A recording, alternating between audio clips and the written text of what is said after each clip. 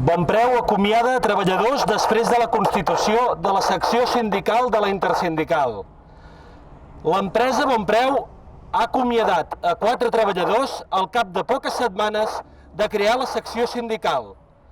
2 són afiliats de la Intersindical i els altres 2 simpatitzants. Clarament, els motius de l'acomiadament que es comuniquen a l'hora de l'acomiadament són un invent per justificar una praxi il·legal de persecució sindical, ja que es va notificar l'acomiadament el mateix dia de la comunicació de la secció sindical. La Intersindical denunciem aquests fets i fem palès que mitjançant les vies administratives, judicials i l'acció sindical donarem tot el suport als treballadors fins a la seva readmissió. Ara és el moment de demostrar la solidaritat de classe, organitzar-nos i lluitar col·lectivament. Prou persecució sindical! Readmissió dels treballadors acomiadats ara!